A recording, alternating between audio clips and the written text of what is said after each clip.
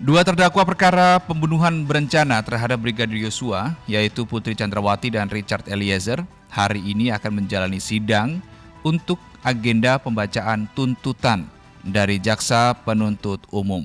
Kita langsung saja bergabung dengan jurnalis MGN Cecilia Sinabariba yang pagi hari ini sudah berada di Pengadilan Negeri Jakarta Selatan.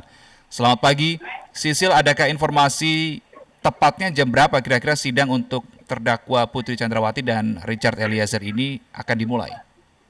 Ya, Reda, untuk pagi ini, kalau melihat jadwal yang dikeluarkan oleh pihak Pengadilan Negeri Jakarta Selatan dalam laman resmi mereka, sidang akan dimulai pada pukul 9.30 waktu Indonesia Barat di ruang sidang utama. Namun jika berkaca dari 3 sidang sebelumnya, untuk 3 terdakwa Ricky Rizal, Kuat Ma'ruf, dan juga Verdi Sambo, sidang selambat-lambatnya akan dimulai pada pukul 10:15 waktu Indonesia Barat. Nah, untuk teknis pelaksanaan sidang beragendakan pembacaan tuntutan dari Jaksa Penuntut Umum ini, pihak dari Humas Pengadilan Negeri Jakarta Selatan yang tadi kami temui mengatakan tergantung nanti kesiapan dari Jaksa Penuntut Umum, apakah JPU memilih untuk membacakan dakwaan terhadap terdakwa Richard Eliezer terlebih dahulu atau pihak dari Putri Chandrawati. Sisanya untuk teknis pelaksanaan sidang sama seperti sidang-sidang sebelumnya, artinya terbuka untuk umum, baik itu dapat disaksikan langsung oleh masyarakat di Pengadilan Negeri Jakarta Selatan maupun melalui kanal streaming yang sudah disiapkan. Untuk hari ini, jika kita melihat dakwaan yang sudah disampaikan oleh JPU dalam sidang beragendakan pembacaan dakwaan pada bulan Oktober 2022 yang lalu untuk Putri Chandrawati dan juga Richard Eliezer yang hari ini akan disidangkan, dakwaannya sama untuk dakwaan primer pasal 340, subsidiarnya 338, junto pasal 55 ayat 1 ke 1 KUH pidana. Kalau kita bedah lagi, pasal 340 ini adalah pasal pembunuhan berencana, pasal 338 pasal pembunuhan, dan pasal 55 ayat 1 ke 1 KUH pidana mengenai penyertaan dalam tindak pidana. Nah, tentu yang paling menarik sebenarnya dalam sidang hari ini adalah apa atau seberapa besar tuntutan yang nanti akan diberikan oleh Jaksa Penuntut Umum untuk Richard Eliezer sebagai justice kolaborator. Apakah statusnya sebagai justice kolaborator yang diberikan oleh LPSK ini akan menjadi materi ataupun hal yang meringankan untuk tuntutan yang diberikan oleh Jaksa Penuntut Umum nanti? Apalagi jika kita melihat dalam materi tuntutan yang diberikan oleh Jaksa Penuntut Umum untuk 3 terdakwa sebelumnya, keterangan yang disampaikan oleh Richard Eliezer cukup dominan disampaikan oleh pihak dari JPU dalam materi kemarin. Sementara untuk Putri Chandrawati, kita bisa melihat perannya juga cukup besar dalam hal ini, terutama tindakan yang dilakukan oleh Verdi Sambo ini juga didasari oleh cerita yang disampaikan oleh Putri Chandrawati. Nah, apakah nanti hukuman ataupun tuntutan maksud kami yang diberikan kepada Putri Chandrawati ini sama dengan suaminya Verdi Sambo seumur hidup, ataukah ada tuntutan yang lebih ringan yang akan disampaikan oleh Jaksa Penuntut Umum? Kita flashback lagi, Reno dan juga pendengar MG Radio Network.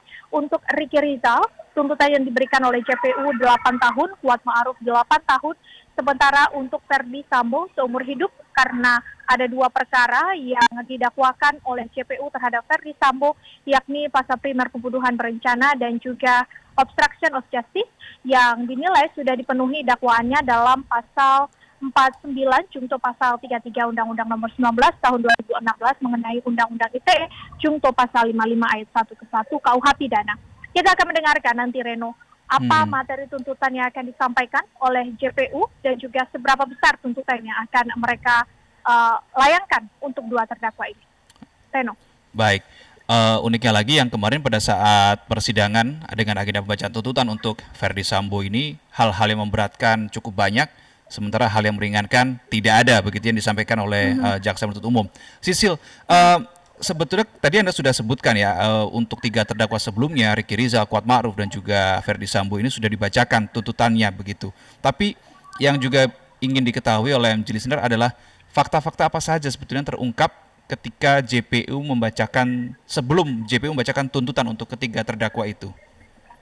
Kalau untuk fakta-fakta persidangan memang sudah disampaikan ada lebih dari 25 saksi, baik itu saksi fakta maupun saksi ahli yang dihadirkan oleh kedua belah pihak, baik dari JPU maupun penasihat hukum dari masing-masing terdakwa. Lebih dari 25 saksi sudah dihadirkan dan keterangan-keterangan dari saksi maupun terdakwa inilah yang kemudian dirangkum oleh jaksa penuntut umum untuk menghasilkan pertimbangan-pertimbangan mereka memberikan tuntutan.